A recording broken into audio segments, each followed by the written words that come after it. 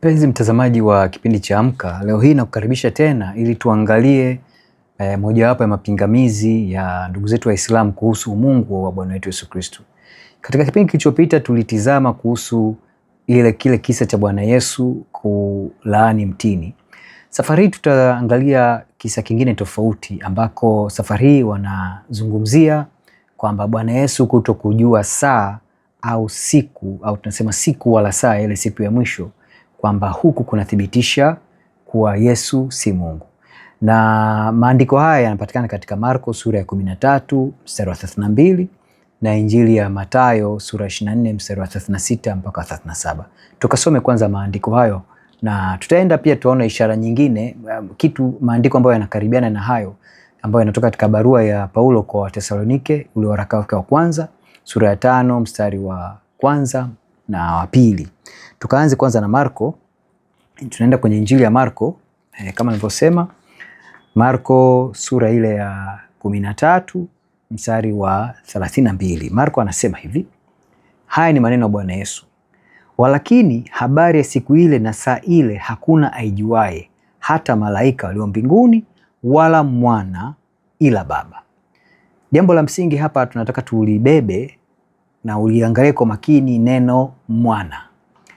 Anasema, narudia tena, walakini habari ya siku ile na saa ile hakuna ajuaye, hata malaika walio mbinguni wala mwana, ila Baba. Tukienda katika Injili ya Mathayo sura ile ya 24 mstari wa 36 na 37, Mathayo anaandika hivi. Haya ni maneno Bwana Yesu tena: walakini habari ya siku ile na saa ile hakuna ajuaye, hata malaika walio mbinguni wala mwana, ila Baba peke yake.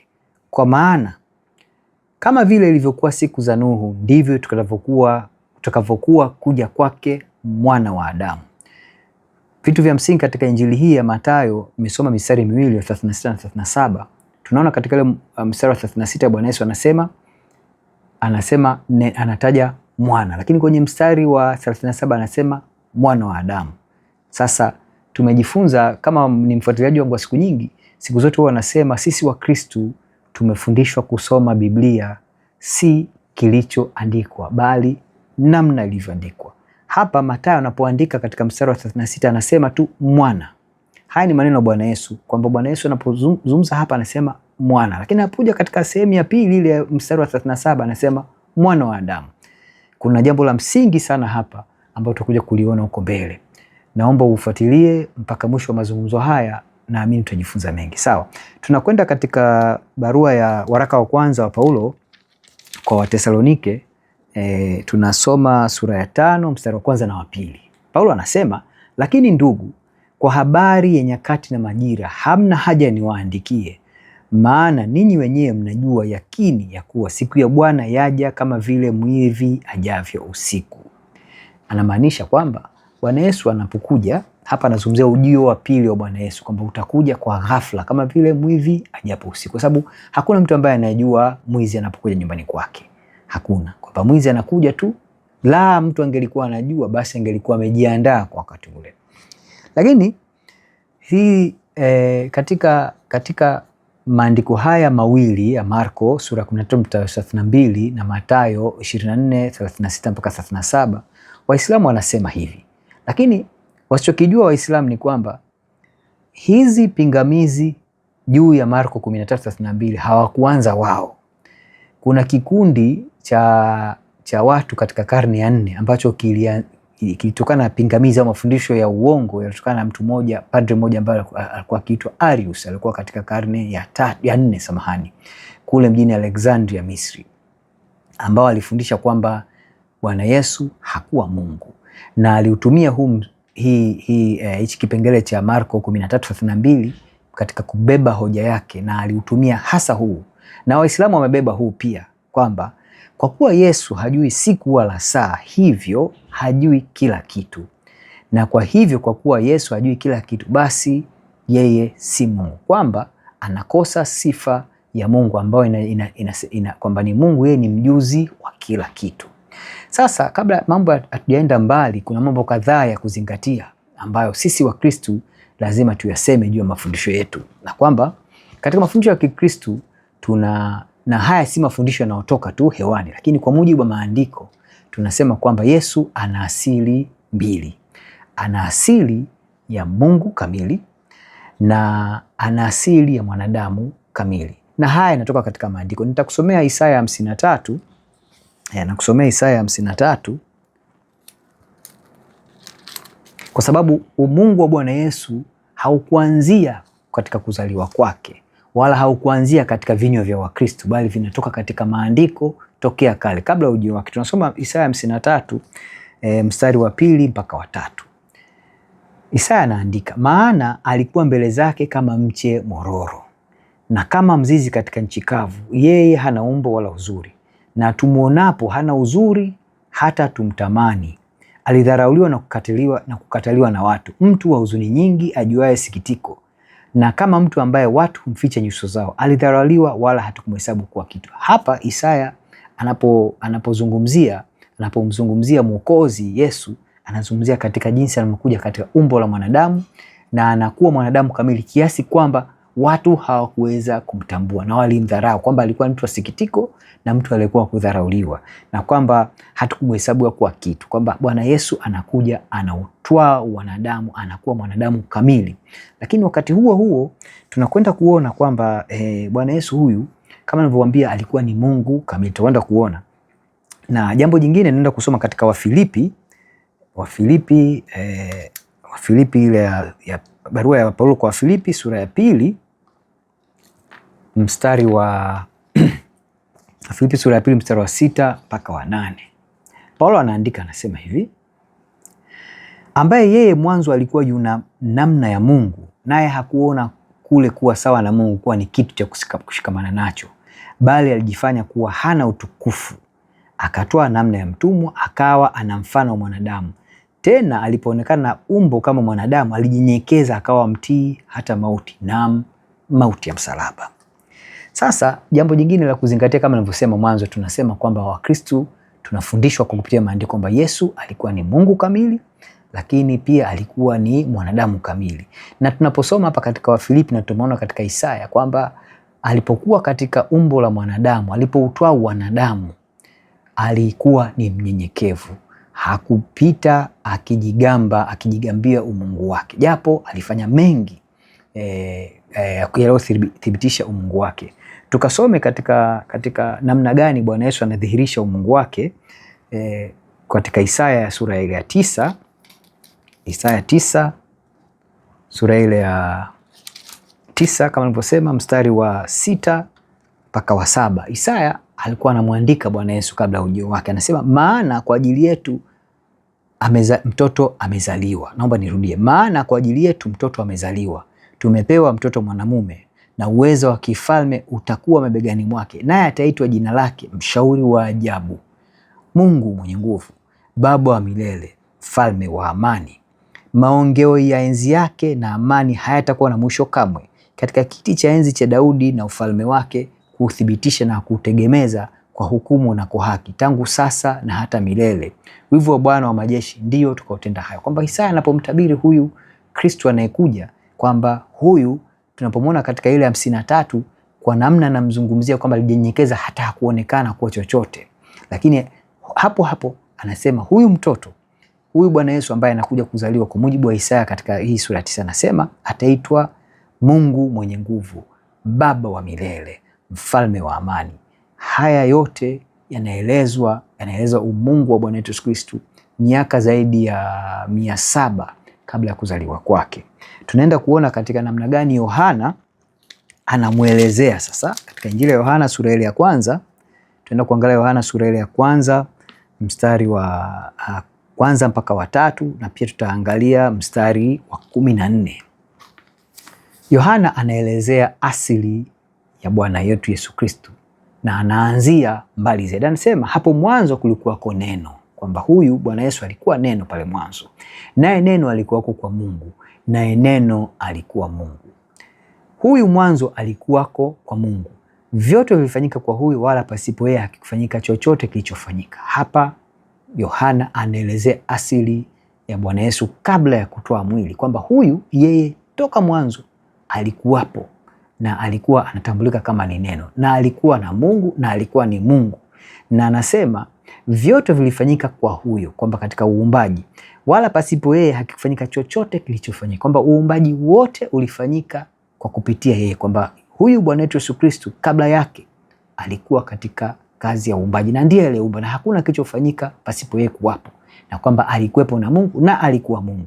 Tunapoenda katika mstari wa 14 tunaona anasema hivi sasa hapa baada ya Yohana kuelezea kwa urefu anasema, naye neno alifanyika mwili akakaa kwetu, nasi tukaona utukufu wake, utukufu kama mwana pekee atokaye kwa Baba, amejaa neema na kweli. Kwamba hili neno ambayo lilikuwepo toka enzi, toka milele yote, akiwa na Mungu, ambaye naye huyu neno akiwa ni Mungu, naye huyu neno ambaye alishughulika katika kuumba, alikuwa sehemu ya uumbaji, huyu neno akafanyika kuwa mwili akakaa kwetu. Hii ndio asili ya Bwana Yesu. Tunaposema alipofanyika kuwa mwili, alibaki na umungu wake, isipokuwa tu kwa sababu alijinyenyekeza, ndipo kwamba wengi hawakuweza kumtambua. Na ukisoma hii Injili ya Yohana katika sura ya kwanza unaona vizuri zaidi kwa namna gani, lakini leo sitakwenda kwa urefu. Lakini tunaenda katika Yohana pia sura ya 17, Yohana 17 mstari ule wa 5.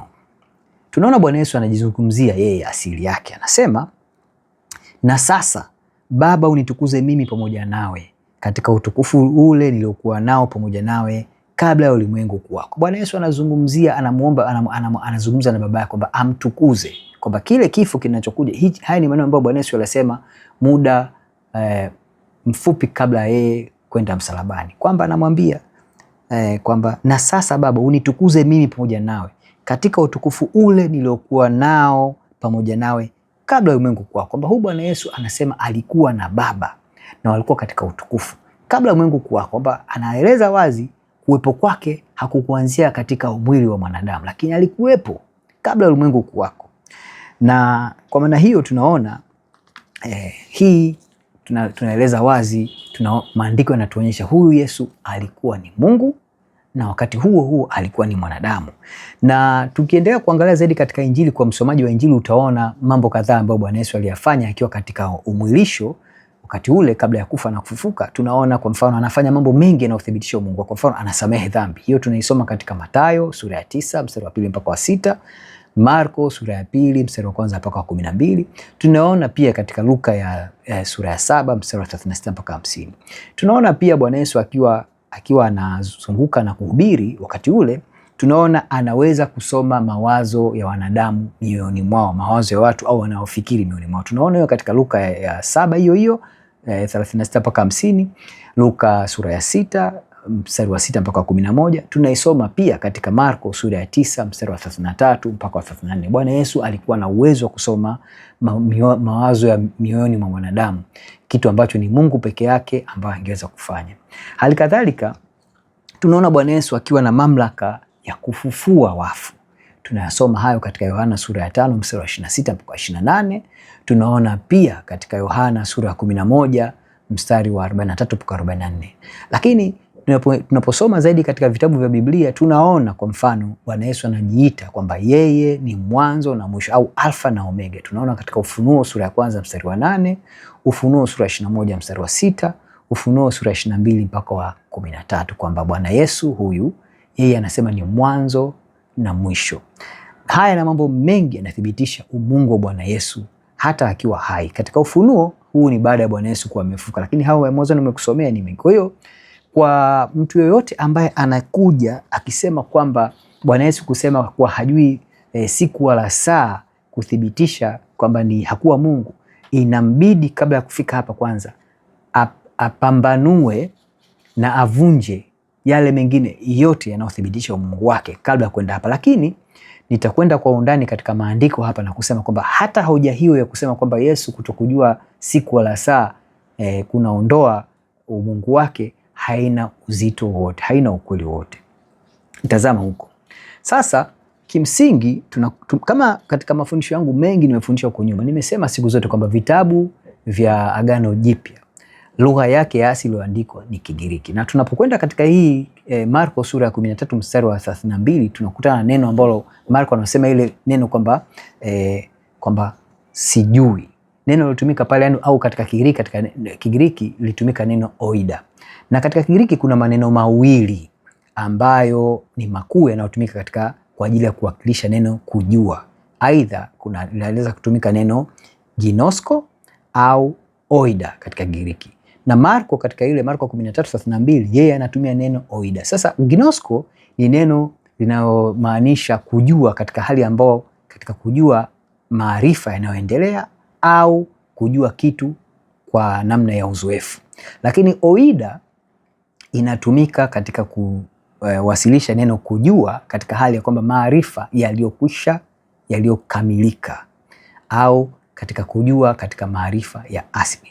Ginosko kama nilivyosema ni maarifa yanayoendelea au yanayotokana na uzoefu, ujuzi ambao unatokana na uzoefu au ujuzi katika maarifa ambao yanaendelea. Lakini oida anazungumza katika kujua namna ya maarifa yaliyokamilika au ambao ni ya asili. Kwa hiyo Mwinjili Marko anatumia neno oida. Sasa kwa mujibu wa mwanazuoni mkuu mmoja kati ya wanazuoni wakubwa kabisa katika mafundisho ya Kikristo, huyu anajulikana kama Basil Mkuu. Yeye alifundisha katika karne aliishi kati ya mwaka 330 na mwaka 379. Basil yeye anafundisha kwamba Bwana Yesu anapozungumzia kutokujua anazungumzia ujuzi huo katika hali ya kimisionari, yaani katika hali yake ya wanadamu, kwamba Bwana Yesu pale anapozungumza na wanafunzi wake, anapowaambia kwamba si malaika wala mwana ila ni Baba tu, anazungumzia katika hali yake ya wanadamu. Na kwa maana yake ni kwamba anakaa katika nafasi ya wanadamu kwamba hajui. Lakini na anasema kwamba huyu Basil Mkuu au anamuita Basil the Great, anasema katika misemo ya Kigiriki kwa wakati ule, yani misemo ya Kigiriki, neno ukisema sijui wakati ule haikumaanisha kwamba huna ufahamu, lakini ilikuwa inamaanisha kwamba ni huna mamlaka ya kufanya kitu kijulikane au huna jukumu la kukifunua kitu fulani. Kwa Bwana Yesu anapozungumza pale ni kwamba anamaanisha kwamba si jukumu la malaika wala jukumu la mwana kufunua kuhusu siku na saa hiyo. Kwa mfano, tukienda kuona neno hili oida tunaliona katika Paulo analitumia katika Wakorintho wa kwanza sura ya 2 mstari wa 2. Wakorintho wa kwanza sura ya 2 mstari wa 2. Paulo anasema hivi: maana niliazimu nisijue neno lolote kwenu ila Yesu Kristo naye amesulubiwa. Hapa alikuwa anazungumzia kuhusu Wakorintho kwamba anasema maana niliazimu nisijue, kwamba Paulo hamaanishi kwamba hajui lolote kuhusu Wakorintho, lakini anaamua kuto kufunua mambo yote kuhusu Wakorintho, isipokuwa tu anakuja kuongea naye kuhusu habari ya Yesu Kristo, kwamba haimaanishi hajui, lakini si wajibu wake kuwafunulia mambo mengine, kwa sababu alikuwa anafahamu desturi za Wakorintho hawa, alikuwa anafahamu sheria zao, anafahamu teolojia na mambo mengine kama hayo, lakini anatumia neno hili kama nilivyokuambia, anatumia neno hili la Kigiriki oida. Na mfano mwingine ambao ni msingi sana kuufahamu, tutakwenda kusoma katika kitabu cha Mwanzo sura ya 22 mstari wa 10. Tunakuta kitu kimoja interesting sana, labda tuseme kitu kimoja cha kushangaza, na nitauliza swali kama kwa Muislamu ambao unaangalia channel hii. Hili ni jambo la kujiuliza. Kwa mfano, tunaona hapa, hiki ni kisa pale ambako Mungu anamwambia Ibrahimu akamtoe mwanae Isaka dhabihu. Na kwa Waislamu najua nyinyi mnafundishwa kwamba Ibrahimu alimchukua Ishmaeli, lakini ukweli wa maandiko ni kwamba Mungu alitoa maelekezo akampeleke mwanawe, tena anasema mwanao wa pekee, akamtoe sadaka. Sasa wakati Ibrahimu anataka kumtoa sadaka, Mungu baadaye anamzuia, na tunakuta Mungu anatoa kauli hii. Tunafikiri Mwanzo sura ya 22 mstari wa 12. Mungu anasema hivi: akasema, usimnyoshee kijana mkono wako wala usimtendee neno, kwa maana sasa ninajua ya kuwa unamcha Mungu, iwapo kunizuilia mwanao wa pekee. Kwamba Mungu anasubiri mpaka kile kitendo cha Abrahamu kutaka kumtoa mwanae dhabihu, ndipo anaposema kwamba kwa maana sasa ninajua. Sasa swali linakuja, ina maana Mungu alikuwa hajui? Sasa hili ni jambo la msingi sana, kwamba haimaanishi Mungu anaposema kwamba kwa maana sasa ninajua, haimaanishi kwamba Mungu alikuwa hajui kwamba huyu ndani ya moyo wake Ibrahimu alikuwa anamcha Mungu. Hapa haimaanishi. Kwa hiyo kwa anayetaka kwenda kuzungumzia kwamba kutokujua kwa Bwana Yesu kuna maanisha yeye si Mungu, basi ina maana hata hapa maana yake ni kwamba ina maana Mungu alikuwa hajui? La hasha, si maana yake. Lakini ni njia namna gani waandishi wanatumia au wanenaji wanatumia, kama nilivyosema kule mambo, hii ni misemo. Haimaanishi kwamba hajui, lakini msemo kwamba sasa nina uthibitisho kwamba hata kule Bwana Yesu anaposema kwamba si malaika wala mwana ambao hawajui, kwamba si jukumu lake kuthibitisha, ni Baba tu mwenye jukumu hilo. Lakini tutaendelea katika kusoma kule, tunaona mambo kadhaa. Tunaposoma zile Injili mbili kama nilivyokuambia pale mwanzo, tunaona mambo kadhaa. Jambo la kwanza tunaona kwamba Yesu, kama nilivyosema pale mwanzo, Yesu anazungumza katika hali yake ya uwanadamu. Kama nilivyokuambia, Bwana Yesu alikuwa mpaka sasa ana hali zote mbili, Mungu kamili na mwanadamu kamili. Lakini anapozungumza pale anazungumza katika hali ya wanadamu. Lakini jambo lingine, anadhihirisha nafasi yake ya ukombozi ndani ya utatu. Tukaisome hii, tunaona hii katika Wafilipi ile nimekusomea sura ya 2 mstari wa 6 mpaka ambako yeye alijinyenyekeza kwa sababu katika nafasi yake ya ukombozi ilimtaka awe mnyenyekevu ili aweze kwenda msalabani. Ni hali ambayo anaidhihirisha hapa.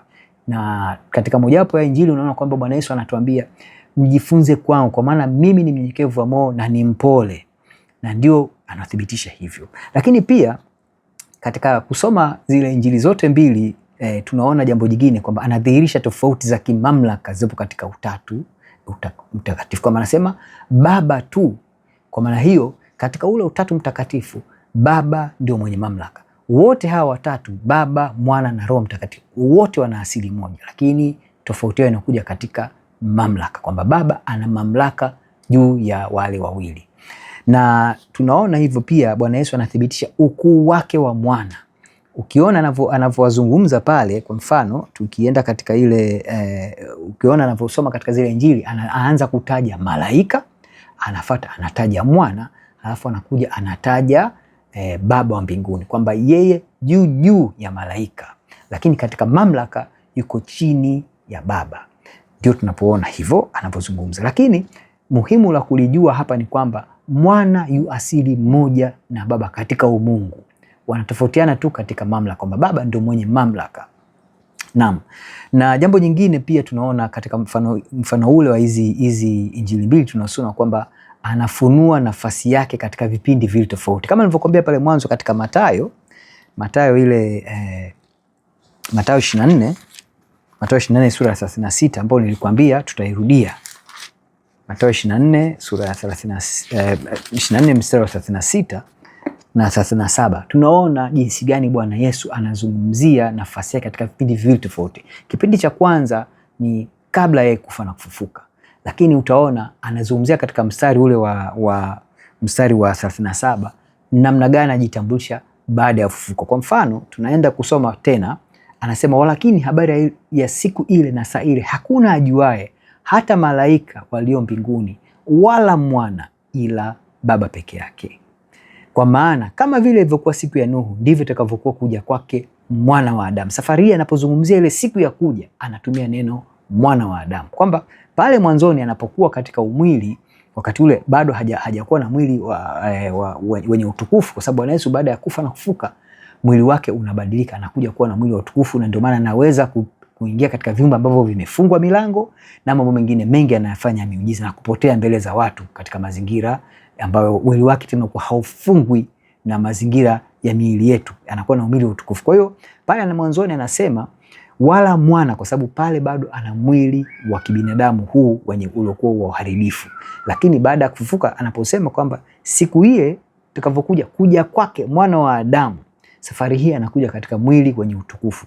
Na neno Mwana wa Adamu ni neno la kimungu, ni title ya kimungu, kwa sababu safari hii Mwana wa Adamu, hapa Bwana Yesu anazungumzia Mwana wa Adamu kwa mujibu wa Danieli sura ya 7 mstari wa 13, kwamba huyu Mwana wa Adamu anakuja katika utukufu, kwamba atakuja katika utukufu wake kamili wa kimungu.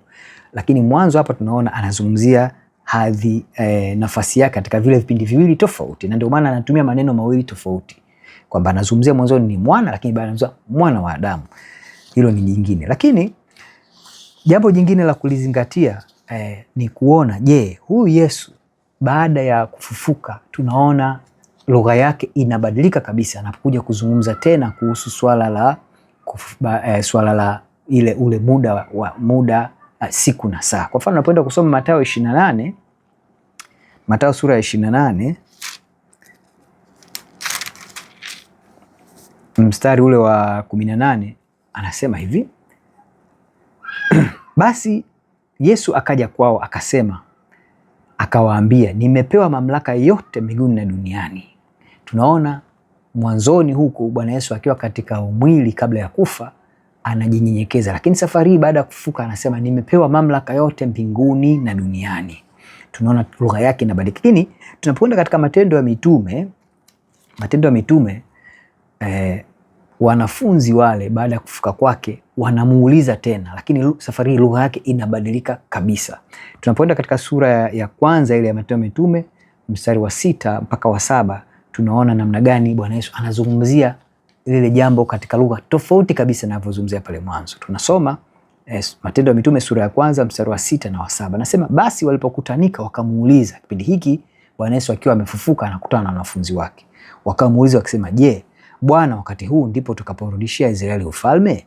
Akawaambia, si kazi yenu kujua nyakati wala majira Baba aliyoyaweka katika mamlaka yake mwenyewe.